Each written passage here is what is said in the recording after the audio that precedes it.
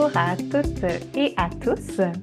Au nom du Fonds de recherche du Québec et de son partenaire, le ministère de l'Éducation, je vous souhaite la bienvenue à cette activité de transfert des connaissances qui permettra d'en connaître davantage sur les résultats issus de deux recherches menées dans le cadre du programme de recherche sur la persévérance et la réussite scolaire. Nous entendrons tour à tour l'équipe de Marie-Hélène Véronneau-McArdle de l'Université du Québec à Montréal et celle de Chantal Beauchet de l'Université de Sherbrooke pour une rencontre qui prendra fin autour de 15h30. Je suis Karine Gendron, responsable de programme à la Direction des actions concertées du Fonds de recherche du Québec, puis c'est avec plaisir que j'animerai la séance d'aujourd'hui. Je suis accompagnée aussi de Caroline Bélanger du ministère de l'Éducation qui animera quant à elle la période d'échange et de questions. Puis ma collègue Samia se trouve derrière le clavier pour vous assister en cas de problème, de pépins techniques et pour vous partager aussi de l'information au besoin tout au long de la séance. Plusieurs d'entre vous savent que le programme de recherche sur la persévérance et la réussite scolaire dure depuis plus de 20 ans maintenant, la première édition ayant vu le jour en 2002. Plusieurs appels de propositions ont été lancés à la communauté scientifique permettant le financement de plus de 180 recherches. L'objectif principal du programme de recherche sur la persévérance et la réussite scolaire est de développer des connaissances afin de favoriser la réussite des élèves, des étudiantes et des étudiants au cours de leur cheminement scolaire à tous les ordres d'enseignement, ainsi que de contrer l'abandon de leurs études avant l'obtention du diplôme ou de la qualification convoitée. Le programme mise particulièrement sur la création de partenariats entre le milieu de la recherche et le milieu pratique, et puis sur l'appropriation et l'application concrète des résultats de recherche dans le milieu scolaire. Le ministère de l'Éducation du Québec a d'ailleurs financé la totalité de ces recherches, donc il faut prendre un instant pour le remercier, de s'engager dans le soutien de la recherche et de reconnaître son importance afin d'éclairer les décisions, les stratégies et les actions gouvernementales à mettre de l'avant pour appuyer les milieux pratiques et citoyens. Je préciserai aussi que ce programme s'inscrit dans la programmation des actions concertées du Fonds de recherche du Québec.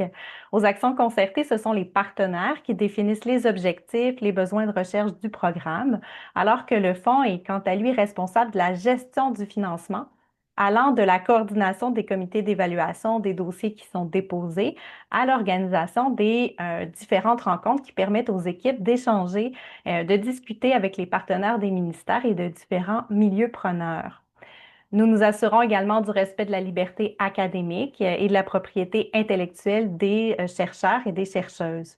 Puis, au terme de chaque recherche menée aux actions concertées, le Fonds organise une activité de transfert des connaissances qui permet de favoriser l'appropriation des connaissances par les milieux utilisateurs des données. C'est autour de cette rencontre que nous sommes aujourd'hui réunis.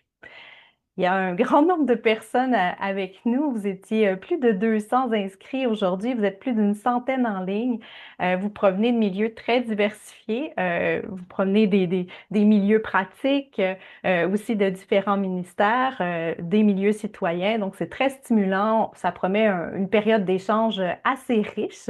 Échange que nous allons encourager d'ailleurs dans un climat de respect et d'ouverture, bien évidemment. Pour ce qui est du déroulement de la séance, chaque équipe disposera de 30 minutes de parole. Nous les entendrons tour à tour, puis vous pourrez poser vos questions pendant les 15 minutes qui suivront chaque présentation. Comme mentionné plus tôt, Caroline Bélanger du ministère de l'Éducation a accepté généreusement d'animer la période d'échange, se proposant ainsi d'être votre porte-voix, puisque vous verrez vos questions vont être à inscrire dans la boîte de discussion. Vous constaterez que vos caméras, vos micros sont fermés, ne peuvent pas s'activer, puisque nous enregistrons la séance pour la rediffuser sur notre chaîne YouTube là, dans quelques jours. Cela dit, je vous invite à rester avec nous jusqu'à la fin, puisque la période d'échange de questions, qui est souvent très riche, ne sera pas rediffusée par la suite. Par ailleurs, je vous informe que les questions qui sont écrites dans la boîte de discussion demeurent confidentielles, en fait. Elles ne sont pas visibles à l'ensemble du public, mais seulement aux personnes que vous voyez à l'écran, aux panélistes, aux participants, participantes aujourd'hui. N'hésitez donc pas à poser vos questions au fur et à mesure qu'elles vous viennent en tête, puis on va pouvoir vraiment y répondre là, dans le 15 minutes qui suivra la présentation. Donc voilà, je n'en dis pas plus. Sans plus tarder, on va entrer dans le vif du sujet avec la présentation de Marie-Hélène Véronneau-McArdle, qui va nous présenter son projet de recherche s'intitulant Qui sont-ils et comment les aider? Portrait de la santé mentale des élèves en formation professionnelle et pistes d'action pour leur réussite. Puis, elle a déjà amorcé son partage d'écran. Je prends quand même quelques minutes pour la présenter. Elle est professeure au département de psychologie de l'UQAM dans la section psychologie en éducation depuis bientôt 15 ans. Elle est aussi titulaire de la chaire UQAM sur la promotion du bien-être durant les transitions scolaires et post-scolaires depuis 2 ans. La professeure Véronneau s'intéresse aux déterminants de la réussite éducative dans différents contextes de formation, comme l'enseignement secondaire général ou professionnel, le cégep et l'université. Ses recherches longitudinales portent notamment sur l'environnement social, la compétence émotionnelle et la santé mentale des élèves. Ses travaux visent à éclairer les pratiques et les décisions en éducation afin de soutenir des trajectoires de réussite tout au long de la vie. Puis, elle est accompagnée de plusieurs personnes qui peut-être prendront la parole. Isabelle Plante, Eva Lefebvre, Annie Dubo sont avec nous aujourd'hui. Donc, merci à vous toutes d'être avec nous, puis je vous cède la parole pour les 30 prochaines minutes. Merci beaucoup. Merci de l'invitation et de la présentation. Alors, oui, effectivement, je viens vous présenter les derniers résultats de notre projet qui porte sur la santé mentale des élèves en formation professionnelle, puis quelques pistes de solutions pour soutenir leur réussite. Donc, je vous rappelle le besoin qui a été présenté dans l'appel de proposition de cette action concertée. Alors, premièrement, la première question, c'était en formation professionnelle, quel est le portrait de la santé mentale des élèves? Puis deuxièmement, en fonction de ce portrait, quels sont les services dont les élèves disposent ou qu'il serait souhaitable de leur fournir en vue de favoriser leur persévérance et leur réussite scolaire. Alors moi, j'ai établi 3 objectifs de recherche pour aider à répondre à ces 2 questions. Le premier objectif était de dresser un portrait comparatif de la santé mentale des élèves de formation professionnelle par rapport à un échantillon comparable d'individus québécois. Alors, pour réaliser cet objectif, nous avons recruté 867 élèves dans des centres de formation professionnelle au départ là, situés dans la grande région de Montréal et ses banlieues. Puis on a quand même étendu un petit peu plus jusqu'à même Saint-Hyacinthe et Sorel-Tracy. Donc, on a 867 élèves qui ont répondu au questionnaire dès le début de leur formation professionnelle. Donc, dans le premier mois, les 4 premières semaines, quand ils commençaient tout juste leur formation. Donc, on est vraiment allé les voir dans leur centre de formation. Et puis, après avoir recruté ces personnes-là, on a aussi euh, recruté notre échantillon de comparaison qui a été constitué de 505 Québécois et Québécoises adultes recrutés par une firme de sondage, idéalement au téléphone ou sur le web, pour finalement leur demander de répondre aux mêmes questions portant sur leur santé mentale, puis être capable de comparer la santé mentale dans les 2 groupes. Donc, je vais vous montrer le portrait vraiment descriptif de ce que nous ont répondu les élèves concernant leur santé mentale quand ils commencent tout juste leur formation professionnelle. Nous avions choisi de nous attarder aux symptômes dépressifs, symptômes d'anxiété, ainsi que 3 substances qui sont, 3 substances psychoactives qui sont quand même assez prévalentes là, dans la population québécoise. Donc, c'est vraiment par prévalence des problèmes de santé mentale que notre choix s'est arrêté sur ces mesures. Donc, symptômes dépressifs, anxiété, mais aussi consommation problématique d'alcool, de cannabis et de tabac. Donc, le tabac, ça inclut non seulement les cigarettes traditionnelles, mais aussi le vapotage. Donc, ce qu'on a constaté, c'est que, ben, je dirais, contrairement à ce qu'on avait cru, en fait, les symptômes dépressifs, non, ben, en fait, ne sont pas finalement ce qui peut nous inquiéter le plus. Parmi les élèves de formation professionnelle, on voit que environ les 3 quarts ont des symptômes vraiment minimaux finalement de problèmes dépressifs. Puis on a un 14% qui ont des symptômes plus légers, des risques légers, puis un 10% où c'est un petit peu plus intense, risque modéré ou risque élevé. On voit que du côté de l'anxiété, par contre, ce qui reflète ce qu'on entend souvent de la part des personnes qui travaillent dans le milieu, on voit une plus grande proportion des personnes participantes, là, je dirais à peu près un tiers qui ont des symptômes anxieux qui vont de légers à sévères parmi ces élèves. Pour ce qui est de la consommation d'alcool, la majorité, là, presque 80% en consomment, mais justement, plus de la moitié de ces élèves, même s'ils en consomment, euh, le consomment de façon assez responsable. Selon leur réponse, c'est pas une consommation qui les met à risque de problèmes, euh, comme d'abus ou de dépendance, par exemple. Pour ce qui est du cannabis, personnellement, j'ai été quand même surprise de voir que plus de la moitié des élèves participants disent consommer du cannabis et que si on s'attend à cette proportion-là qui en consomment, vraiment ceux qui en consomment de manière qui pose un risque modéré ou sévère est quand même assez élevé. Enfin, ça, c'est quelque chose de, je dirais, d'assez méconnu vu que c'est pas une substance qui est légale depuis si longtemps que ça. Donc, les résultats émergent. Puis, donc, c'est vraiment quelque chose un peu plus risqué qui n'était pas autant sur notre radar auparavant. Et pour ce qui est du tabac, de l'usage de tabac, on a à peu près un peu plus que la moitié des personnes participantes qui en consomment. Et un peu comme on voit pour le cannabis, il y a quand même beaucoup de personnes pour qui c'est un usage là, qui les met à risque de dépendance. Je vous rappelle qu'on ne voulait pas seulement un portrait des problèmes de santé mentale, mais on voulait aussi comparer ça à la santé mentale d'un échantillon assez représentatif de la population adulte générale du Québec.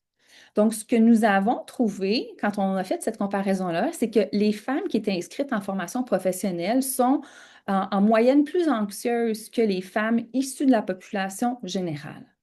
Pour ce qui est des symptômes dépressifs, par contre, nous n'avons pas vu de différence statistiquement significative entre notre échantillon d'élèves en formation professionnelle et notre échantillon issu de la population générale. Donc, ce n'est pas quelque chose qui ressort particulièrement chez ces élèves-là. Quand on regarde l'usage problématique de substances psychoactives, on constate qu'effectivement, les élèves qui sont en formation professionnelle ont un usage plus problématique de tabac, de cannabis et d'alcool que ce qu'on a observé chez la population générale dans notre échantillon. Donc, ça va dans le sens de nos hypothèses initiales, comme quoi les personnes qui commencent leur FP, on pensait qu'ils étaient peut-être plus à risque d'avoir des problèmes de santé mentale et ça tend à être confirmé. Mais là, ça soulève la question pourquoi, qu'est-ce qui explique qui sont les élèves les plus à risque d'arriver en formation professionnelle avec ce type de problème.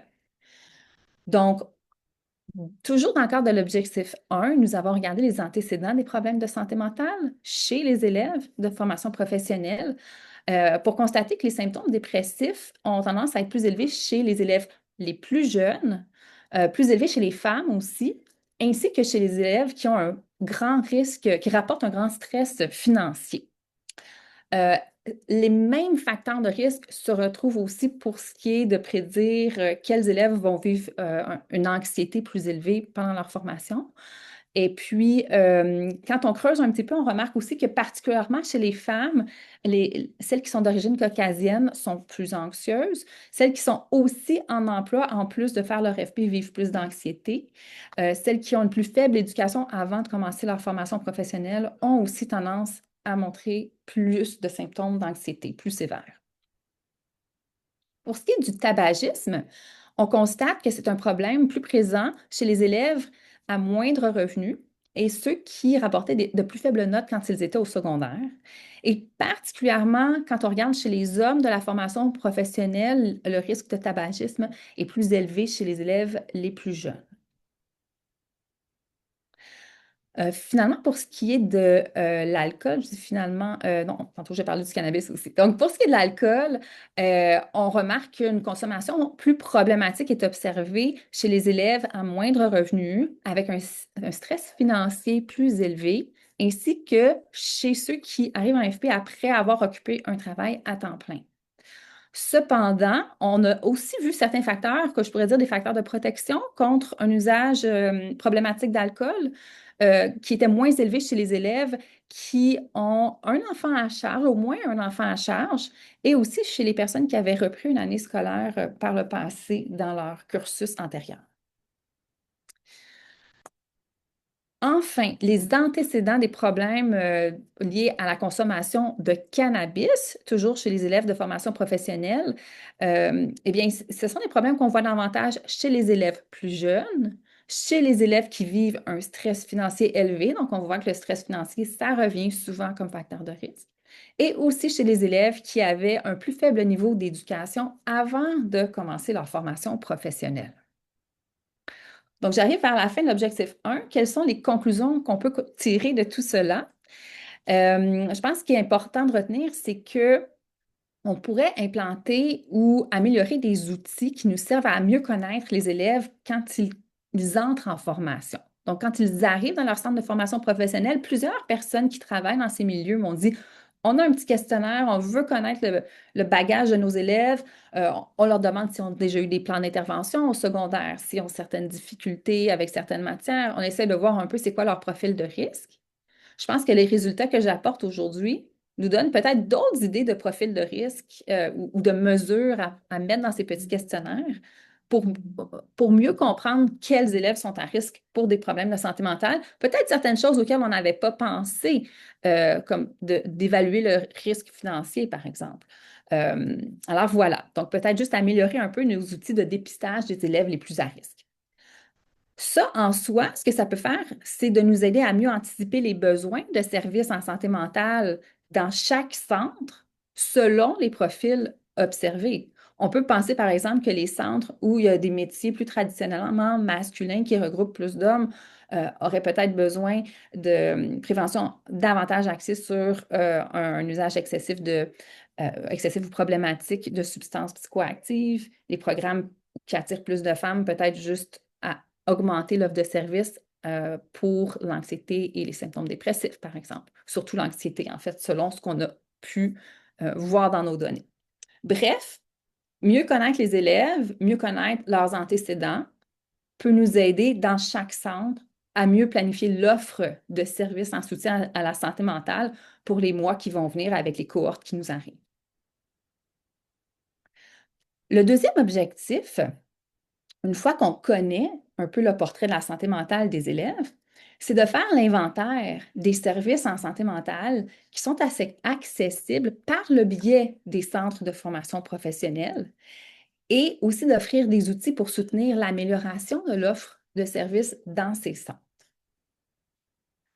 Pour atteindre notre deuxième objectif, on a continué à travailler avec les centres qui ont participé à l'objectif 1, donc les centres qui nous ont ouvert leurs portes pour qu'on puisse aller faire passer nos questionnaires à leurs élèves, nous ont aussi permis de rencontrer des professionnels qui sont assignés au soutien à la santé mentale des élèves, donc dans chacun des centres. Donc, en tout cas, la plupart des centres, on a pu rencontrer quelqu'un. Et ces personnes ont participé à des entrevues, pardon, semi-structurées pour vraiment voir en fonction de tous les types de problèmes de santé mentale, qu'est-ce qui est offert dans le centre. Et pour organiser toute cette information-là qu'on a fait, qui est de l'information vraiment qualitative, nous nous sommes basés sur un modèle que plusieurs d'entre vous connaissez sans doute, c'est le modèle multiniveau, qui a plusieurs noms, mais vous allez bien reconnaître la petite pyramide multicolore. Parfois, on l'appelle réponse à l'intervention. Il y a plusieurs façons de la nommer. En gros, le modèle multiniveau nous dit que il y a plusieurs façons d'intervenir de façon plus ou moins intensive pour répondre à des besoins plus ou moins sérieux dans la population des élèves. À la base, on a le niveau universel d'intervention qui n'est pas très intensif, mais qui devrait normalement aider à soutenir la santé mentale d'à peu près 85 des élèves. Ensuite, on monte au niveau ciblé qui est un petit peu plus intensif et devrait répondre normalement aux besoins de à peu près 15 des élèves. Puis on va ensuite dans le niveau plus intensif où des personnes qui ont des plus grands besoins de soutien en santé mentale. Et ça devrait être réservé, par exemple, à peu près 5 des élèves. Dans nos entrevues, ce qu'on a pu constater selon les dires des professionnels en santé mentale, c'est que les niveaux ciblés et universels pourraient être à mettre de l'avant un petit peu plus. Donc, d'investir davantage là-dedans pour rejoindre un plus grand nombre d'élèves, surtout sur les problématiques qu'on constate comme étant les plus fréquentes que j'ai mentionnées tout à l'heure. De plus, c'est certain que chaque centre, surtout les petits centres, n'a pas nécessairement des professionnels outillés pour tous les types de problèmes de santé mentale qu'on peut trouver et peut-être aussi juste pas assez de personnel. Donc, ce qui serait très précieux à développer et à maintenir, ce sont les partenariats qui favorisent l'accès à des ressources en santé mentale à l'externe. Donc, comme vous voyez sur le côté de la pyramide, des services offerts dans la communauté, que ce soit dans les CLSC, dans certains hôpitaux, dans certains organismes communautaires. Et on constate que ces partenariats, qu'on peut appeler des corridors de services, ils existent dans plusieurs centres, euh, mais souvent, c'est parce que la personne qui est assignée au soutien à la santé mentale a déjà travaillé ou a des collègues dans les autres milieux autour du centre, comme je disais, CLSC, hôpital, etc. Mais que si cette personne clé quitte le centre pour aller travailler ailleurs, souvent, ces partenariats-là, ils ne suivent pas, ils sont perdus. Ils n'existent plus pour les élèves. Donc, de faire en sorte que les corridors de service soient plus au niveau des institutions et qu'ils demeurent ouverts, même s'il y a des changements de personnel, ça pourrait vraiment aider à répondre aux besoins de manière plus efficace pour tous les élèves.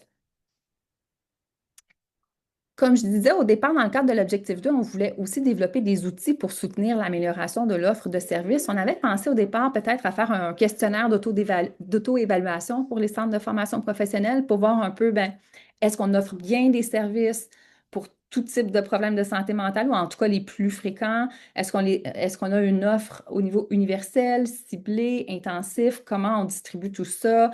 Qu'est-ce qu'on pourrait améliorer? Finalement, on a trouvé que des ressources existaient déjà, notamment l'Université de Sherbrooke a fait quand même du bon travail pour avoir des guides, avoir des catalogues de services qu'on peut développer. On s'est dit, on ne refera pas ce qui a déjà été fait, on va l'inclure en fait dans nos résultats pour diriger les gens vers ces ressources-là. Par contre, ce qu'on a fait qui est complémentaire, je dirais, à ça, c'est de bien expliquer le modèle multiniveau et de montrer concrètement des témoignages de personnes qui travaillent dans les centres de formation professionnelle et aussi dans les centres de formation générale pour adultes. Donc, des personnes qui mettent sur pied des interventions de type universel, ciblé ou intensif, comme des bons modèles, puis des exemples de ce qui est réaliste de faire. Puis nous avons collaboré en fait avec des personnes du Carrefour FGA-FP pour produire ces 3 capsules vidéo qui sont disponibles là, sur le site, notamment du FRQ, aussi sur le site web de mon laboratoire. Et donc, en particulier, Martine Veillette, Karine Jacques, qui nous ont vraiment beaucoup aidé à faire quelque chose de pertinent pour notre public cible, et puis qui nous ont aussi aidé à diffuser les capsules. Puis le retour qu'on a eu de leur part, c'est qu'en voyant les capsules, il y a des gens dans les centres qui se disent, ben, j'aimerais vraiment ça, élargir mon offre de service, je ne sais juste pas comment faire. Puis, donc, Karine et Martine sont là justement pour les aider, puis leur montrer des exemples de choses qui peuvent être faites. Donc, je pense que ça aide à sensibiliser les personnes qui travaillent dans les centres de formation professionnelle, qu'on peut changer des petites choses, changer des petites pratiques, et puis qu'il y a du soutien qui existe notamment au Carrefour pour accompagner ces changements-là, puis peut-être les pérenniser dans ces centres-là pour offrir des services au plus grand nombre possible d'élèves selon leurs besoins. Ce qui m'amène à mon troisième objectif de recherche dans le cadre de ce projet, qui était de vérifier si l'usage des services de soutien à la santé mentale contribue au maintien de la santé mentale et à la réussite éducative des élèves en formation professionnelle.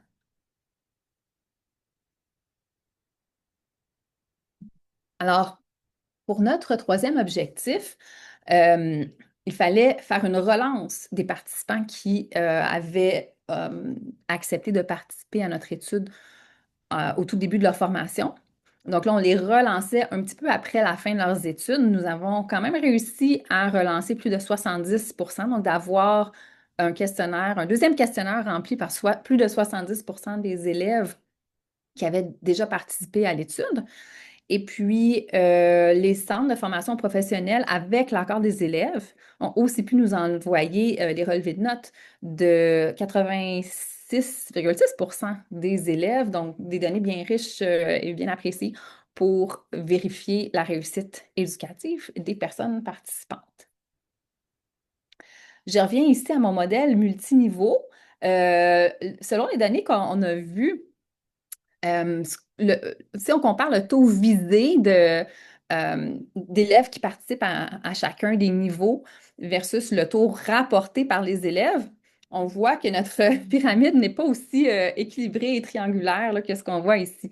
Donc, on devrait normalement répondre aux besoins de 85 des élèves avec des pratiques universelles. Nous, il y a à peu près presque un 30 de nos personnes participantes qui nous ont dit que oui, elles se souvenaient d'avoir utilisé des services de type universel, soit d'avoir été à une journée de sensibilisation ou une conférence ouverte à tous, ou d'avoir lu un dépliant concernant une des problématiques de santé mentale, donc un dépliant obtenu dans son centre de formation. On avait pas mal notre 15 d'élèves qui rapportaient avoir participé à des activités que nous, on considère de niveau ciblé. Un bon exemple, c'est des ateliers en petits groupes. Par exemple, apprendre à gérer son anxiété. On se rencontre quelquefois, on en parle avec les autres personnes, on a une intervenante qualifiée pour nous donner des petits trucs qu'on peut rapporter à la maison puis pratiquer assez facilement. Finalement, le niveau intensif qui est supposé être utilisé pour à peu près 5 des élèves, on voit que là, ben, ça ressemble plus à un 30 des élèves, encore une fois.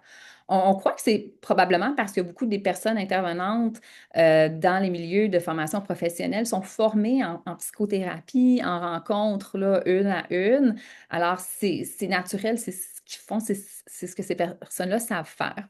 Mais si on regarde tout ça, si on offrait des services universels plus complets qui satisfaisaient les besoins d'un plus grand nombre de personnes, je pense que certaines des personnes participantes qui se trouvent ici dans le 15 du niveau ciblé verraient leurs besoins satisfaits déjà avec les services de niveau universel. On pourrait les redescendre finalement dans les utilisateurs des services universels, ce qui ferait de la place pour des personnes peut-être qui se rendent au niveau intensif parce que par manque de soutien auparavant au niveau ciblé ou universel. Et finalement, dégager en ramenant, en enrichissant le service par le bas, de ramener ces pourcentages-là plus vers le bas de la pyramide. Donc, ce fameux usage de service, nous, ce qu'on voulait voir aussi dans le cadre de l'étude, c'est est-ce que l'usage de service aide à améliorer la santé mentale des élèves à la fin de leur parcours? Et est-ce que cette amélioration de la santé mentale prédit une meilleure réussite scolaire, une meilleure persévérance scolaire et une meilleure réussite éducative selon la perception de l'élève lui-même ou elle-même. Donc, on avait une hypothèse de médiation. On pensait que la santé mentale en fin de parcours expliquerait le lien entre l'usage de services et la réussite des élèves. Et l'usage des services, on l'a mesuré avec un score qui tenait compte finalement des différents niveaux d'intensité dans mon modèle en pyramide. Alors, les personnes qui ont eu accès à un service de niveau universel auraient un point.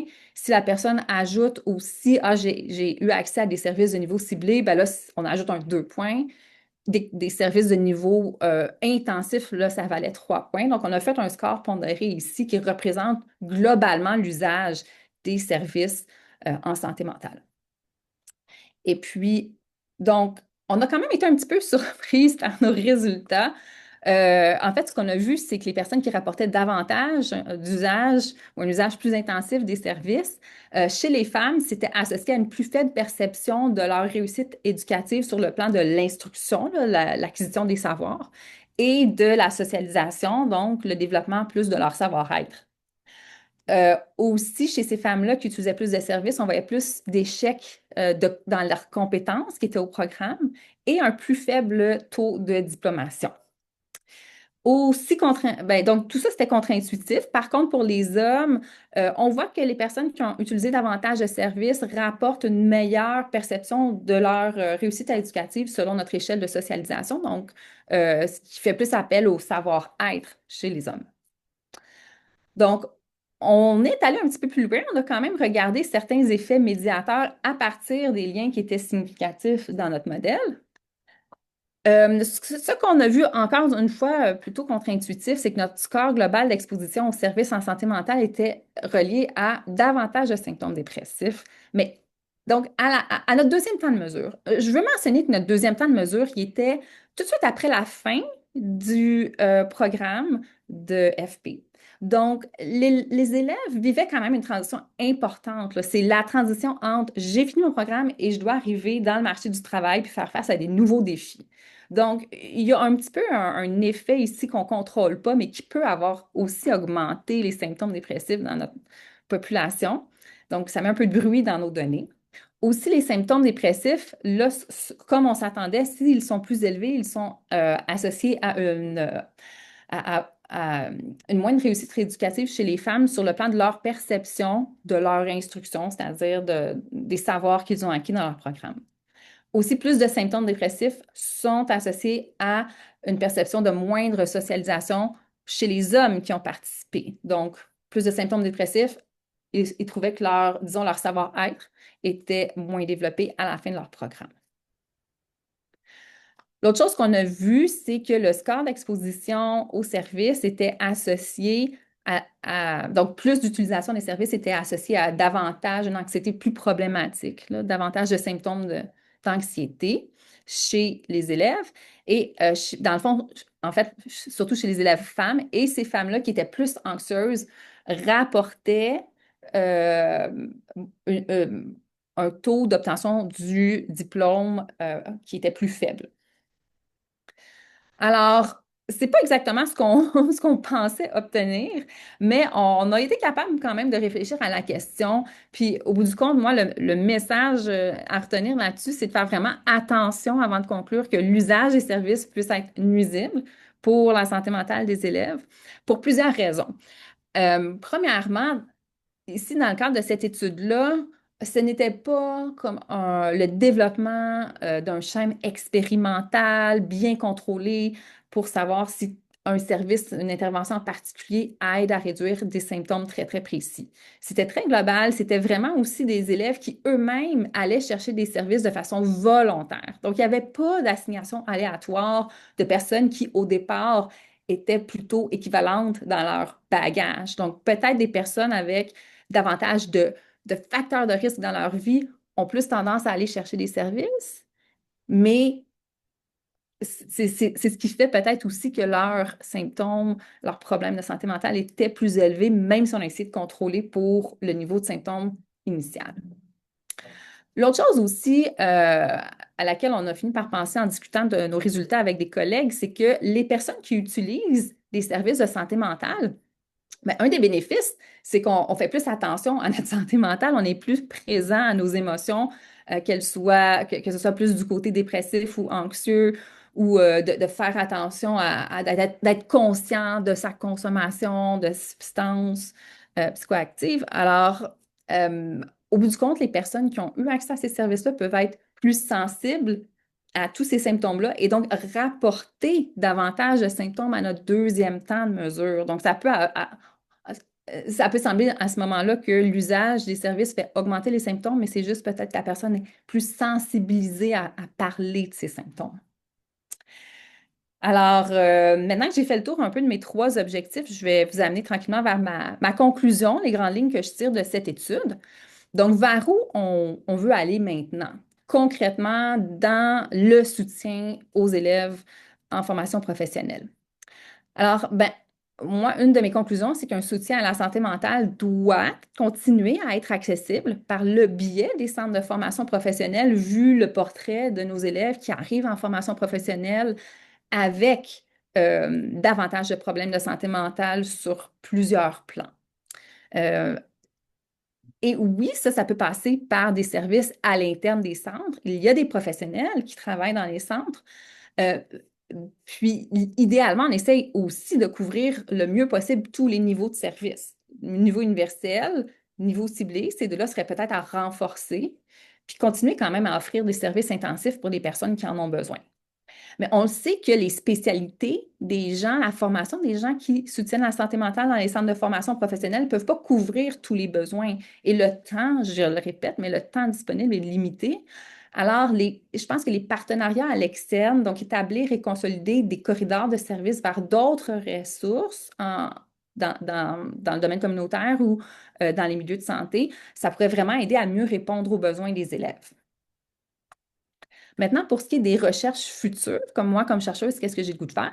Bien, je vous dirais qu'en ce moment, toujours avec le même ensemble de données, je suis en train d'essayer de trouver des profils d'élèves, donc qui ont plusieurs facteurs qui se ressemblent, par exemple l'âge, l'origine socio-économique, les difficultés scolaires ou bien au contraire les compétences scolaires, puis voir s'il y a certains profils d'élèves qui auraient des risques plus précis pour certains problèmes de santé mentale pour que ce soit plus facile ensuite pour les intervenants de voir le profil d'élève quand ils rentrent en formation, puis déjà de se dire, bon, je vais surveiller cette personne-là, tu sais, voir si peut-être côté anxiété, est-ce que ça va bien, vérifier avec elle, est-ce qu'elle voudrait participer à un atelier un petit peu plus tard dans sa formation.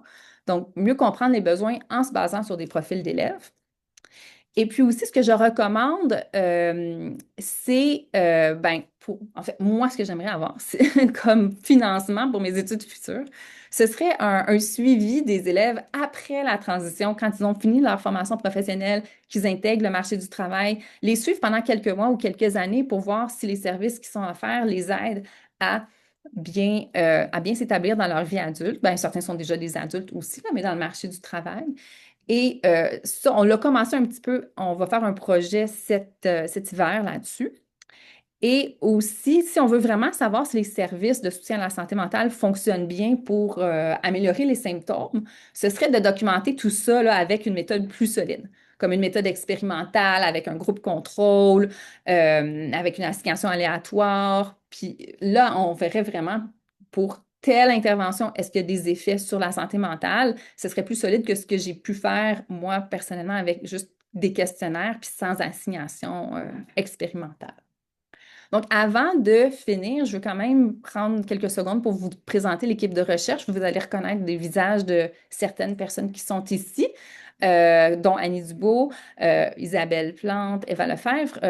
D'autres personnes qui ne sont pas présentes à l'écran, on a Diane Marcotte, Erin Barker, Lisette Bronson, Camille Jutras, Evelyne Momini. Puis on a eu beaucoup, beaucoup d'assistantes et d'assistants de recherche qui nous ont soutenus, plusieurs partenaires en mobilisation des connaissances qui nous ont soutenus aussi. Alors, si vous avez d'autres questions, vous voulez voir nos autres travaux, vous pouvez nous trouver un peu partout sur les réseaux sociaux ou par courriel. Alors, ben voilà, je vous remercie de votre attention. Un grand merci pour cette présentation très, très claire, très dynamique, très inspirante. Pour les personnes qui nous écoutent, je fais juste rappeler en fait que vous avez accès au rapport. On vous a partagé le lien et les capsules, on a eu beaucoup de questions. Elles se trouvent juste en dessous du lien là, menant vers le rapport. Donc, juste en dessous de la page, vous allez trouver les 3 capsules.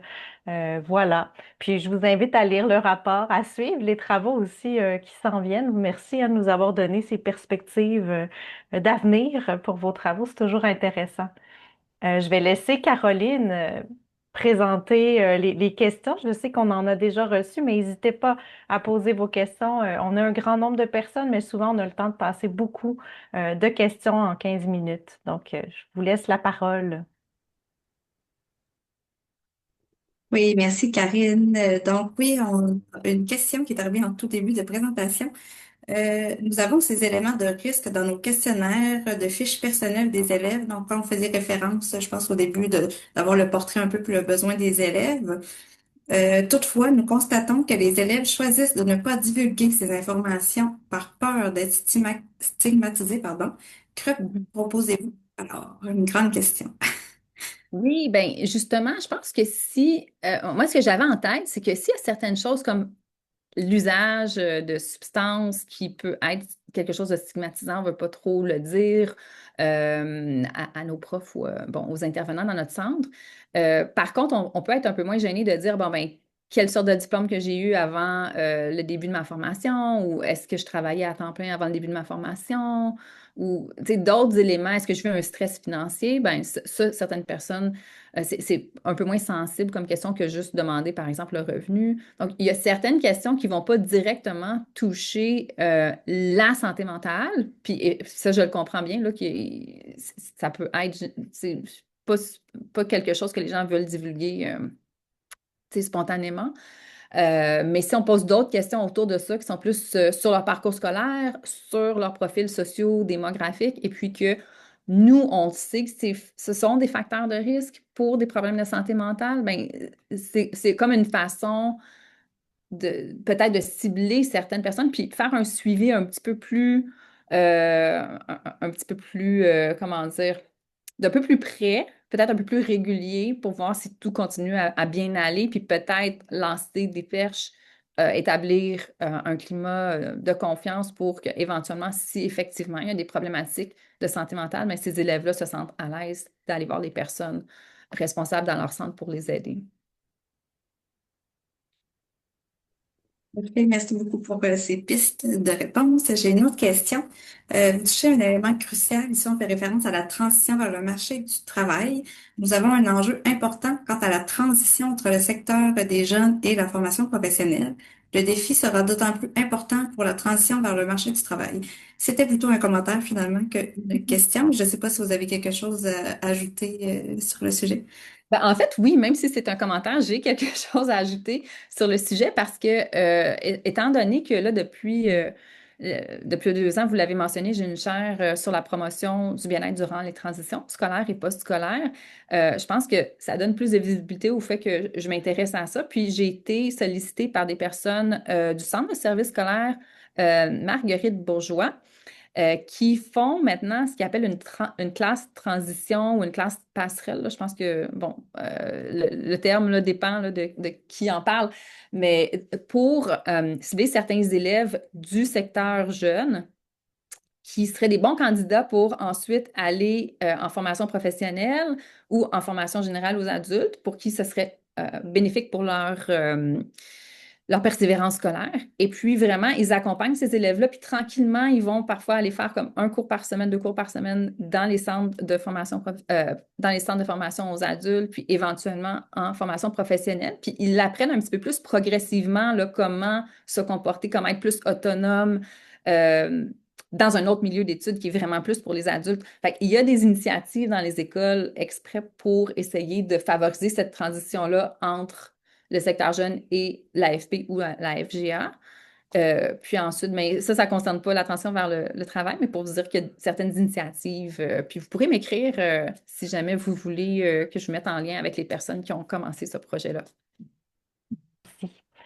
Donc, sans plus tarder, on va passer à la présentation de Chantal Baucher, donc de l'Université de Sherbrooke. Sa recherche est intitulée, je le nomme, même si je vois que le partage d'écran arrive, donc pratique d'enseignement en formation professionnelle en regard de l'expérience en contexte de mixité sociale et scolaire, ainsi que d'hétérogénéité d'environnement, de modalités d'organisation et de mode de formation. Puis, je me permets de présenter Chantal en quelques mots. Donc, elle est directrice de l'Observatoire de la formation professionnelle du Québec et professeure titulaire au département de pédagogie de l'Université de Sherbrooke et rattachée au programme d'enseignement professionnel. Dans le cadre de ses recherches, elle s'intéresse au rapport au savoir des enseignants de formation professionnelle, aux caractéristiques et aux besoins des élèves ayant des besoins particuliers en formation professionnelle, ainsi qu'au concept d'aspiration et de projet professionnel des jeunes. Elle a également développé un champ de recherche et d'intervention autour des usages pédagogiques des organisateurs graphiques, en particulier les cartes heuristiques, donc les mind maps. Puis elle va être accompagnée aujourd'hui de Nathalie Roy, qui a aussi participé à la recherche. Donc je les invite à nous présenter les résultats pour les 30 prochaines minutes.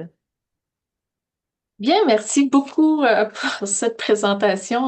Je trouvais ça drôle parce que ça fait, quand on est en formation professionnelle, professionnel revient tout le temps, puis ça sonne drôle dans une présentation comme ça. Bonjour tout le monde. Ça me fait grand plaisir d'être là. Je vous présente Nathalie Roy qui est avec moi aujourd'hui et qui va faire un bout de présentation. C'est la professionnelle de recherche très précieuse qui, euh, qui a finalisé cette recherche avec moi et mes collègues. Donc, merci d'être là.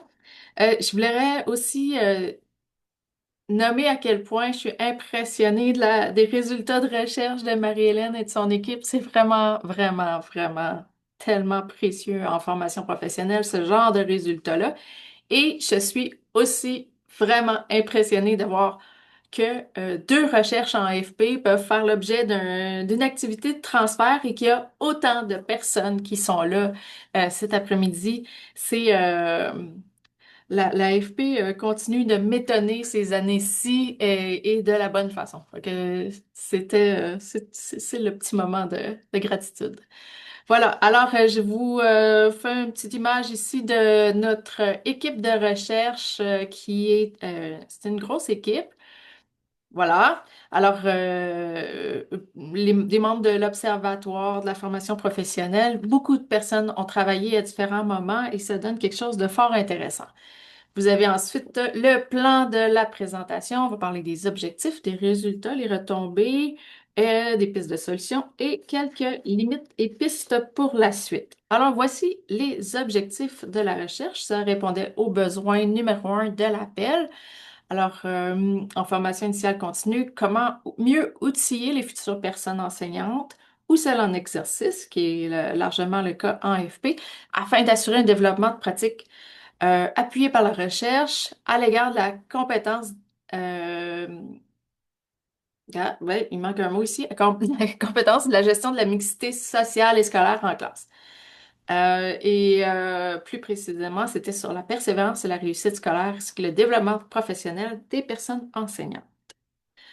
J'ai placé ici quelques éléments de contexte, même si je présume que les gens qui écoutent en ce moment connaissent assez l'AFP pour bien comprendre, bien situer les choses. Je trouvais important de placer un peu quand même certains éléments. Donc, il y a un contexte d'insertion en enseignement, en formation professionnelle qui est très particulier, qui fait que les gens, la plupart du temps, accèdent à la formation, à la profession sans formation initiale. Il entre ensuite au bac à temps partiel sur de nombreuses années et certaines personnes ne feront jamais le bac. Ça vaut la peine d'être souligné cet aspect-là. Il y en a une partie non négligeable qui ne feront pas de formation. Euh, il y a une forte pression sur les personnes enseignantes quand même pour innover, pour créer, pour développer des pratiques qui sont adaptées aux personnes qui sont devant eux qui ont euh, un large éventail de caractéristiques, mais aussi de s'adapter à des environnements, la salle de classe, l'atelier, le garage, la forêt, des modalités d'organisation aussi, des modes de formation ATE classiques euh, en- à distance, en présence. Donc, il y a beaucoup, beaucoup, beaucoup de diversité et s'attaquer à ça quand on commence en enseignement particulier, c'est tout un défi. Donc, l'enjeu, c'est ce qui nous semblait intéressant d'aller fouiller, c'est de voir comment on pouvait fournir quelque chose comme des pratiques qui soient mieux adaptées au contexte de l'AFP, parce que en ce moment, ou en tout cas avant qu'on produise notre répertoire, il y en avait peu de pratiques qui étaient accessibles, étaient peu formalisées, et en fait, invisible dans l'ensemble du contexte. Tu sais, chacun fait sa petite affaire, chacun de son bord, et c'est pas très soutenant pour les personnes qui entrent en enseignement et qui savent pas comment on fait concrètement, de quoi ça a l'air enseigné en FP. C'est ce petit bout-là qu'on a voulu documenter. Donc, on voulait identifier, décrire des pratiques d'enseignement en FP et produire un répertoire de cas pratiques, de cas de pratique. Voilà. L'objectif complet, c'est ça. Donc, identifier, décrire, formaliser dans un répertoire des pratiques d'enseignement au regard de l'expérience en contexte de mixité sociale scolaire ainsi d'hétérogénéité, d'environnement, de mode de formation et de modalités d'organisation. Bon, quelques éléments de cadre conceptuel pour savoir aussi de quoi on parle. La diversité, c'est pas tant un concept, mais en même temps, il faut le placer un petit peu plus. Donc, les environnements, les modes, les modalités d'organisation, c'est très, très, très, très, très variable dans l'ensemble du Québec en AFP. Et la mixité des élèves, c'est phénoménal. Il y a rien qui ressemble à quelque chose d'homogène en AFP. C'est tellement différent dans un centre, dans une classe, entre les groupes. Donc, ça, c'est la question de la diversité. Du côté des pratiques d'enseignement, ce qu'on veut dire par là, ben, bon, d'abord, on reconnaît que c'est la pierre angulaire du travail enseignant, ça c'est sûr. Mais ensuite, ces pratiques-là, elles s'adaptent, elles sont centrées sur les caractéristiques des élèves puis l'environnement. Et elles comprennent à la fois les actions, les gestes que pose une personne enseignante, ses pensées au moment de faire quelque chose, puis le sens qu'elle leur accorde, donc la signification qu'elle leur accorde aussi. Donc, il y a, voilà, je te passe la parole, Nathalie, pour la suite. Merci. Je pense que je t'ai coupé ça un petit peu rapidement, Chantal. Désolée, désolée.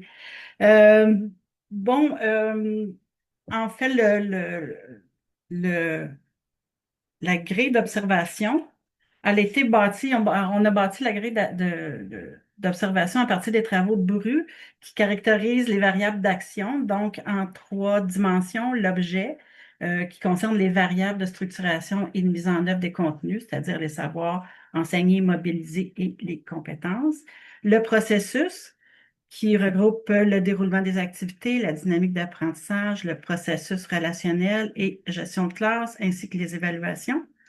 Et les éléments organisationnels, évidemment, qui touchent les lieux, l'organisation, les personnes et le temps de formation.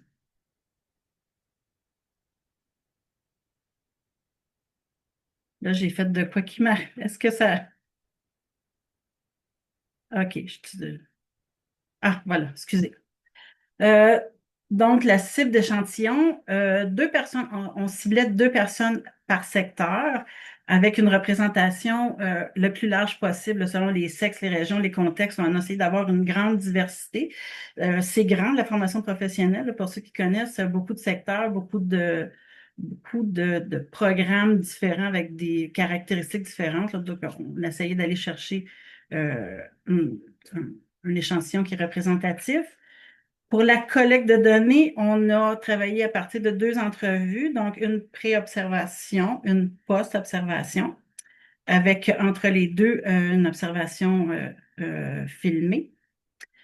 Pour l'analyse, on a travaillé en deux niveaux d'analyse, c'est-à-dire qu'on a fait une analyse conceptuelle de chacun des concepts, des pratiques, mais on a fait l'analyse des cas, chacun des cas des 35 personnes qu'on a rencontrées.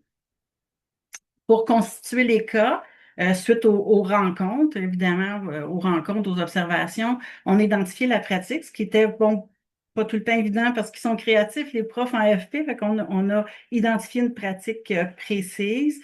On a identifié un format aussi parce qu'on voulait que ça soit aussi représentatif de ce qu'ils font.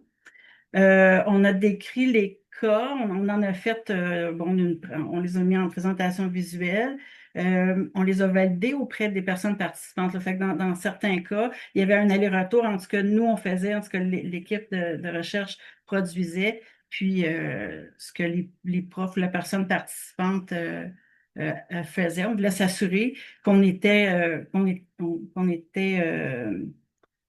représentait bien leur pratique, là, qu'on n'errait pas puis qu'on s'en allait un peu n'importe où. Là, on voulait vraiment être certaine que ça représentait leur pratique à eux.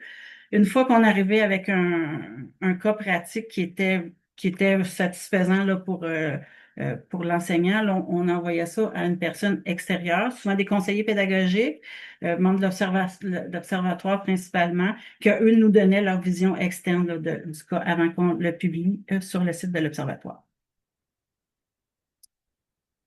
Les résultats, donc, un répertoire de 35 cas, qui c'est encore vivant. Il y en a d'autres qui vont s'ajouter éventuellement. Pour l'instant, 20 secteurs représentés par un, deux ou trois cas, dépendamment. Il y a des cas qui sont plus... il y a des secteurs qui sont plus difficiles à aller chercher parce qu'il n'y a pas beaucoup de DEP. Donc, c'est pour ça qu'il y a des secteurs qui en ont plus que d'autres.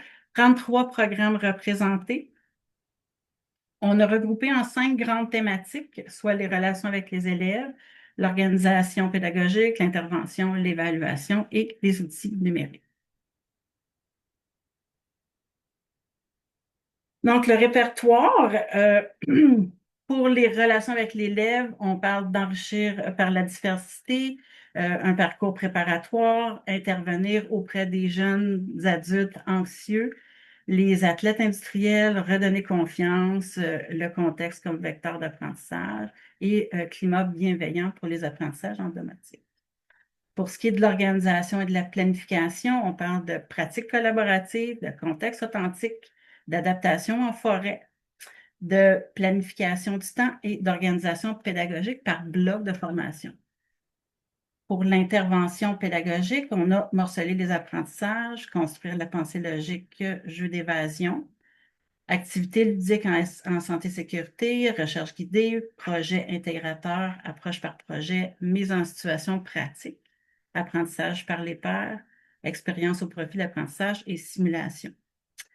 Pour l'évaluation, on a un jeu interactif en révision, on a de la rétroaction vidéo, rétroaction personnalisée, piloter l'aide à l'apprentissage, puis l'auto-évaluation en forêt. Et finalement, pour les outils numériques, on a utilisé les technologies, les codes QR, la vidéo comme outil d'analyse et l'apprentissage autonome. Et voilà pour le répertoire. Chantal? Oui. Est-ce que on a les quelques illustrations qu'on avait ajoutées ou sont disparues? Sont disparues. Alors, vous aurez dans le clavardage le lien vers le répertoire. Je veux dire deux choses en particulier par rapport au répertoire, c'est que les gens qui ont été rencontrés et qui ont témoigné de leur pratique, ce sont des personnes qui ont accepté de le faire à visage découvert.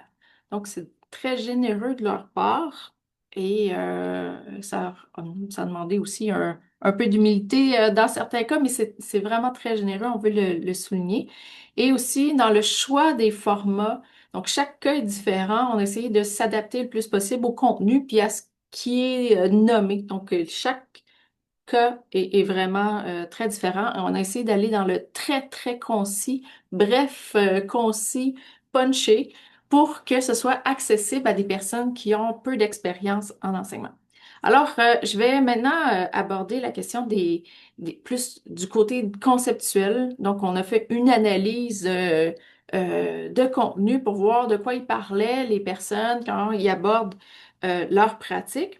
Et ça se décline en trois thèmes différents. Donc, les élèves au cœur des préoccupations, le métier comme ressource fondamentale et l'organisation pédagogique. Donc, les élèves, ce qu'on s'est rendu compte dans les propos des enseignants qu'on a rencontrés, c'est que les élèves sont au cœur de leurs préoccupations, mais de façon constante. Là, on dit, ben oui, c'est ça, c'est normal, c'est correct, mais vraiment, c'est l'aspect fondamental qui ressort dans tout. On essayait de leur parler d'une pratique, ils nous parlaient des élèves, on essayait de leur parler, c'est quoi ton matériel, ils me parlaient des élèves, c'est quoi ton évaluation, ils parlaient des élèves. Donc, leur préoccupation, elle est autour des élèves. Et ça, c'est vraiment quelque chose qui fait chaud au cœur, en quelque part, de voir ça apparaître dans les paroles des enseignants. Donc, il y a deux éléments pour commencer qui permettent de mieux comprendre ce qu'il y a là-dedans. Donc, les enseignants mettent les qualités humaines comme des ressources fondamentales dans leur cheminement.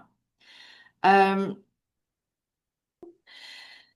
Donc, les élèves au cœur des préoccupations, en deux catégories. Donc, les qualités humaines qui sont au cœur, qui sont fondamentales dans la démarche. Alors, ce qu'on voit là-dedans, c'est que les personnes enseignantes voient rapidement dès l'entrée en classe, évidemment, dans la profession, que la diversité, elle est multiple et que ça appelle des adaptations à plusieurs niveaux. Et là, j'ai mis appel en gras parce que c'est appel oblige implique fortement qui aille dans l'adaptation, mais de façon très, très intense. Et dans ce sens-là, l'empathie, l'attention portée à chaque élève deviennent absolument centraux dans la démarche. Là, je rapporte les propos, évidemment, des enseignants. Les ressources du travail enseignant, les ressources fondamentales passent de celles du métier, donc les aspects techniques du métier, à celles qui sont liées à ce qu'ils sont eux-mêmes comme humains. Donc, il y a un passage qui se fait et il le renomme de différentes façons. Ensuite, il y a la priorisation de la relation avec le groupe et individuellement. Donc, c'est vraiment une attention particulière qui est portée à cet aspect de la relation. Donc, le développement des compétences dans le programme de BIEN, c'est important, mais ça devient un peu à l'arrière-plan d'attention qui est portée pour un décalage vers la persévérance, la réussite de la personne apprenante. Et l'établissement du lien est vu comme préalable et indispensable à la relation pédagogique. Donc, pas d'apprentissage, pas de relation. Pas d'apprentissage sans relation. Voilà. On peut passer à la suivante. C'est bien. Alors, du côté du climat de classe, c'est quelque chose qui arrive un peu partout. Pas juste un climat de classe qui est gérable, là, mais un climat de classe agréable, où les gens se sentent bien, se sentent en confiance. Donc, il y a des actions qui sont mises dans cette direction-là par différentes personnes. Sur la cohérence, la cohésion du groupe aussi, puis le bonheur général des élèves. Il y a une bienveillance qui est témoignée à l'égard de l'état psychologique des élèves ou de leur disposition globale par rapport à l'apprentissage, par rapport à différentes activités. Et la gestion de classe est appuyée de différentes façons par des supports numériques, mais aussi par des stratégies de planification en vue d'arriver à quelque chose de plus bienveillant, de plus serein, disons.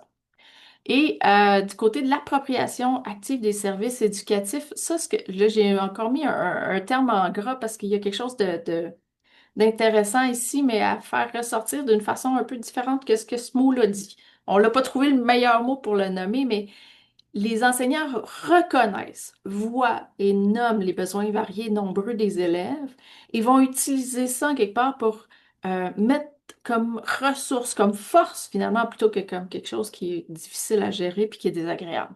Alors ça, c'est quelque chose qui ressort beaucoup. Il y a une appréciation générale du développement récent des services complémentaires en FP et pas juste on est content, mais vraiment une utilisation, de prise en main de ces services-là. Il y a des échanges qui se font de façon plus fluide qu'avant, où il y avait moins de services complémentaires.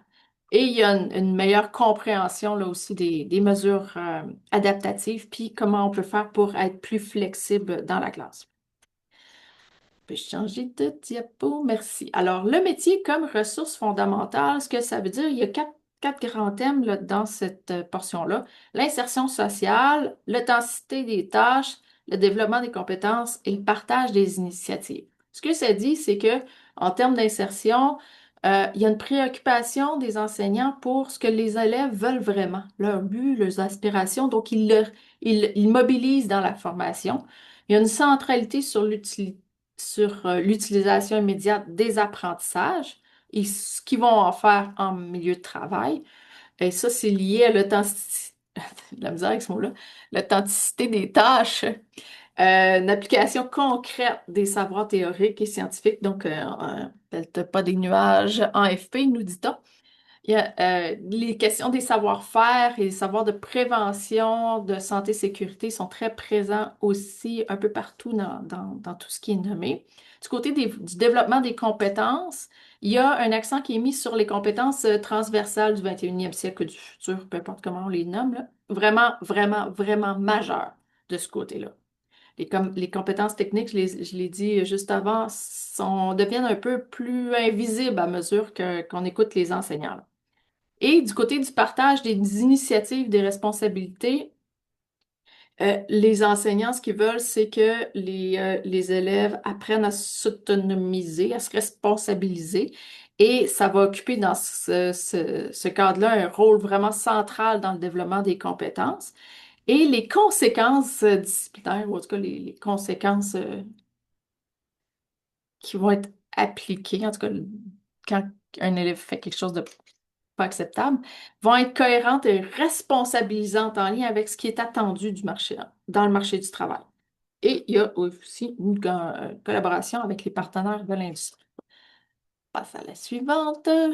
L'organisation pédagogique, il y a deux grandes catégories, les pratiques collaboratives et l'évaluation. Et là, du côté des pratiques collaboratives, il y a beaucoup, beaucoup, beaucoup d'enseignants parmi ceux qu'on a rencontrés qui parlent de la collaboration entre collègues, qui est nécessaire pour donner un environnement sain et agréable aux élèves, puis pour répondre à leurs besoins aussi. Donc ça, c'est vraiment quelque chose qui ressort énormément. Et du côté de l'évaluation, je dirais que c'est une compréhension, une mise en œuvre variable. L'évaluation en fin de sanction, c'est pas tout le temps euh, tout à fait dans les normes. C'est créatif. Euh, il y a une préoccupation, et là, je l'ai mis entre guillemets parce que c'est comme ça qu'ils traduisent cette idée-là. Ils perdent du temps d'apprentissage pour faire les évaluations, la gestion administrative des évaluations. Donc ça, c'est quelque chose qui ressort aussi pas mal. Du côté des pistes de solutions, les actions qu'on peut faire à la suite de cette recherche, la suivante, merci Télésino, faites bien ça. Pour les directions des CFP, il y a une valorisation et la reconnaissance de la ouais, il y a des virgules ici. La valorisation, la reconnaissance et la diffusion des pratiques d'enseignement à partir du répertoire ou de d'autres choses qui est vraiment importante. La direction a un rôle à jouer là-dedans et il y en a tout plein qui le font bien, évidemment, mais il y a encore du chemin à faire de ce côté-là. On peut valoriser la recherche dans les centres aussi. Euh, Nommer son importance, puis le fait qu'il y a des retombées vraiment dans les centres concrètes de la recherche qui se fait en AFP. C'est une responsabilité ou en tout cas un rôle que peuvent occuper les directions. Il y a une mise en place de conditions facilitantes pour la participation justement à cette recherche-là qui peut être faite et il y a plein de centres où ils sont vraiment extraordinaires dans ce sens-là, puis c'est merveilleux. Là, il y a augmentation des recherches en FP depuis 2019, c'est la création de l'Observatoire en 2019. Il y a une courbe comme ça qui, euh, qui est assez visible. Du côté des décideurs politiques, des organismes subventionnaires, je pense qu'il y a quelque chose d'intéressant à mettre en valeur. C'est ce type de recherche qu'on a mené là, qui est une espèce d'hybride. C'est pas tant de recherche-action, c'est pas complètement de recherche-développement, mais ça a été fait avec les gens à visage découvert, comme s'il était un peu quand même des chercheurs. Mais c'est un autre type de recherche. Et c'est absolument fascinant. J'ai adoré ce projet-là. Il y a une valorisation des acteurs de la l'AFP, de leur expertise extraordinaire qui est à faire par les décideurs. Vraiment, là, il y a de la compétence en AFP, c'est fabuleux. Il y a un rattrapage du retard en recherche qui est encore à faire. Il faut pousser la recherche, il faut continuer à la soutenir de toutes sortes de façons et dans le même sens d'appuyer les initiatives structurantes comme celle de l'Observatoire, par exemple. Je prêche pour ma paroisse, mais l'Observatoire est très, très, très, très large et très inclusif. Fait que je vais passer par là. Pour soutenir l'enseignement professionnel comme un domaine à part entière, valable, solide. Ça, c'est aussi extrêmement important. Et j'ajouterais pour terminer que ce serait bien que les décideurs pensent à outiller les personnes enseignantes dans le développement des compétences non techniques ou du futur au 21e siècle des élèves. Parce que c'est là-dessus que les enseignants mettent le focus. Et à juste titre d'ailleurs, parce que c'est ce que les employeurs cherchent aussi. D'autres recherches le disent. Là, pour les responsables de la formation du personnel enseignant, dans les CFP, mais dans les universités aussi, je pense que ça vaudrait vraiment la peine de diffuser ce répertoire-là, y donner accès, c'est gratuit, c'est en libre accès, c'est inspirant, ça peut être récupéré, puis modifié, ajusté au contexte de tout le monde. On peut l'intégrer dans les trousses d'insertion des CFP, par exemple, ça serait une stratégie intéressante. Le diffuser abondamment à la JPNFP, à la TREAC, des lieux comme ça. Encourager les novices en enseignement aussi à explorer des codes pratiques en dehors de leur secteur à eux pour voir, tu sais, pour ouvrir leurs portes. On peut le présenter comme source d'inspiration aux personnes enseignantes plus expérimentées et à celles qui sont sans formation pédagogique. Ça peut être quelque chose d'intéressant à leur mettre entre les mains. Et on peut utiliser évidemment le répertoire dans les bacs en enseignement professionnel et c'est déjà en route. À la page suivante. quelques limites et pistes de recherche supplémentaires. Donc, du côté des limites, c'est des cas réels. C'est non universitarisé, c'est un mot que j'ai inventé. C'est pour dire que c'est les vrais mots des gens, c'est les vraies choses qu'ils font. On n'a pas réorganisé, des fois, on les a consultés puis on a dit, est-ce que ce mot-là, ça serait correct si on le disait de même parce que ça réfère à des choses qu'on ne veut pas nommer? Mais la plupart du temps, c'est leurs mots, leur façon de faire, leur façon d'avancer, de présenter les choses. Et ça, je le redis, c'est extrêmement généreux de leur part de vouloir aider leurs collègues débutants, mais c'est vraiment comme ça qu'il faut le voir. C'est des pratiques réelles, pas idéales, juste des illustrations de pratiques réelles. Euh, les cas sont très brefs et concis, je le disais plus tôt. L'intention, c'était de fournir quelque chose qui puisse être aidant pour des personnes qui commencent en enseignement, qui n'ont pas encore le vocabulaire, qui n'ont pas nécessairement la compréhension large de leur contexte, ne sont pas nécessairement en maîtrise de tout ça. Fait qu'on est allé vers le très bref, très concis, pas trop de mots. Les cas, c'est vraiment une toute petite mini-partie de ce qui se fait en FP. Et il y a une limite qui est liée à l'analyse conceptuelle des pratiques, donc l'analyse thématique, l'analyse de contenu qui a été faite. Puis c'est pas nécessairement ça qu'il y a concrètement dans les cas. Je vais reformuler ça comme autrement. Je donne un exemple par rapport à l'évaluation. On a vu des choses en évaluation qu'on a fait comme, ça, c'est pas tout à fait légal, tu sais.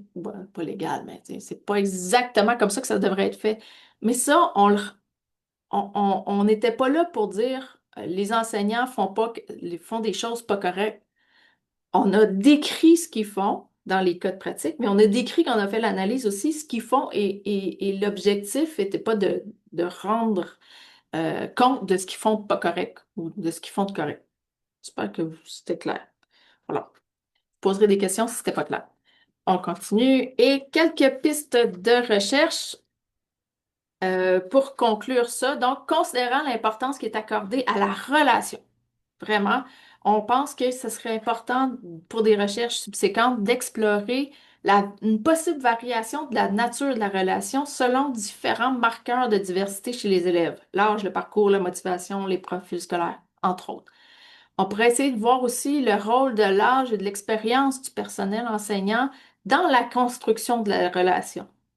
Et comment ça évolue aussi en fonction du nombre d'années d'expérience de la formation ou non au BEP. Ça peut être quelque chose de vraiment, en tout cas, moi, je serais vraiment curieuse de voir. Et de voir aussi un lien éventuel entre le métier enseigné puis la nature de la relation établie. Ça, surtout en début de parcours, on voit des différences. Est-ce que ça se maintient dans le temps? Ça, c'est quelque chose qui serait intéressant de voir. Et considérant les liens entre les attentes des personnes enseignantes au regard des compétences non techniques qui aident à développer et celles du marché du travail, ce serait intéressant de brosser un portrait actuel des perceptions des employeurs au regard de ces compétences non techniques des diplômés et d'explorer peut-être aussi un éventuel décalage entre les compétences développées et les attentes des employeurs. Et c'est tout. Et je vous remercie beaucoup et j'attends vos questions et vos commentaires. Pour le mot de conclusion, en fait, il me reste surtout à vous remercier aux équipes, le ministère aussi, c'est quand même important le financement que vous offrez pour ces recherches-là. Les participants, participantes, vous avez posé des questions riches, vous avez été très réactifs, réactives, donc c'est vraiment pour ça qu'on fait ces activités-là, pour que vous puissiez aussi avoir un peu les données de la recherche, mais pour qu'on puisse aussi comprendre ce que vous aimez dans ces recherches-là, ce qui vous fait réagir. Parlant de ce que vous aimez, ce qui vous fait réagir, en fermant le Zoom, vous allez recevoir en fait un petit sondage d'appréciation. Donc, c'est vraiment, on le fait très court, exactement comme votre formulaire, pour que vous puissiez y répondre, que vous ayez envie d'y répondre, mais n'hésitez pas à nous suggérer, à nous faire des pistes d'amélioration. On est vraiment preneurs, preneuses de toutes vos suggestions. Puis aussi, ma collègue Samia va vous mettre un lien. Vous êtes le premier groupe, hein, on vient tout juste de le créer il y a quelques minutes. Vous allez avoir un lien vers l'inscription, en fait, aux infolettes du fonds de recherche, mais on va avoir une infolette spécifiquement action concertée. Donc, vous allez pouvoir entendre parler des activités de transfert. Vous allez avoir accès en primeur au rapport de recherche également. Donc, c'est l'infolette du savoir à l'action. Je vous invite à vous y inscrire si vous êtes intéressé. Donc, je n'en dis pas plus. Je laisse le vrai mot de la fin à Caroline Bélanger. Merci, ce sera très bref, je vous rassure. Donc, au nom du ministère, j'aimerais remercier évidemment Karine et Samia là, du Fonds de recherche du Québec pour l'animation et l'organisation de l'activité d'aujourd'hui. Je veux également remercier chaleureusement là, Madame Véronneau et Madame Beauché, de même que vos équipes respectives. Là, derrière chaque projet, là, on le sait qu'il y a beaucoup d'heures de travail, plusieurs étapes à réaliser, des nombreux partenaires à mobiliser. Donc voilà. Merci d'avoir partagé vos résultats avec autant de générosité. Je suis convaincue que vos travaux auront des retombées tant au ministère que dans les milieux scolaires. Donc, mille merci aussi aux participants. Vous avez été très nombreux à vous inscrire à cette activité. Il y a encore plus d'une centaine de personnes qui est présentes. Des fois, à la fin, ça s'essouffle un petit peu des périodes d'activité, là. Mais donc, vous êtes vraiment très présents. Vous avez effectivement, comme le disait Karine, très bien participé. Donc, un grand merci. Votre présence ici aujourd'hui, en fait, témoigne de réel intérêt pour la recherche en éducation. Je salue vraiment votre curiosité par le fait même, votre engagement vers la réussite et le bien-être de nos élèves en formation professionnelle et de nos enseignants. Je rappelle que tous les participants inscrits aujourd'hui à l'activité recevront par courriel l'annonce du dépôt sur la chaîne YouTube du Fonds pour visionner en différé l'activité de cet après-midi. J'en profite aussi pour vous mentionner que, en plus des activités de transfert, là, il y a des outils de vulgarisation des résultats de recherche financés par le ministère qui sont disponibles et offerts gratuitement, et notamment on relaie là, certains outils comme ceux de Madame Véronneau sur notre infolette, en fait, qui est une liste d'abonnés de gens des milieux scolaires. Donc, si vous voulez être tenu informé quant à ces outils, mais aussi aux autres activités de transfert qui auront lieu prochainement, je vous invite à vous abonner à notre infolette Infotransfert par le biais du lien qui sera ajouté. Là, Samia va le mettre dans la conversation. Donc, avant de vous quitter comme j'aime bien le faire, j'aimerais vous inviter à penser à ce que vous retenez des présentations de cet après-midi pour créer déjà là, une amorce d'action sur la façon dont les travaux présentés aujourd'hui pourront vous être utiles dans votre travail, quelles réflexions ils suscitent, de quelle façon ils peuvent alimenter en fait votre pratique et ce, dès maintenant. Je vous encourage également à consulter les rapports, comme on l'a déjà dit, sur le site du FRQ et de continuer de faire vivre ces connaissances-là dans vos milieux respectifs. N'hésitez pas à en parler à vos collègues. Donc, vraiment pour passer à l'action dès que vous le pouvez. Donc, je vous remercie encore de votre participation puis je vous souhaite une très belle fin de journée.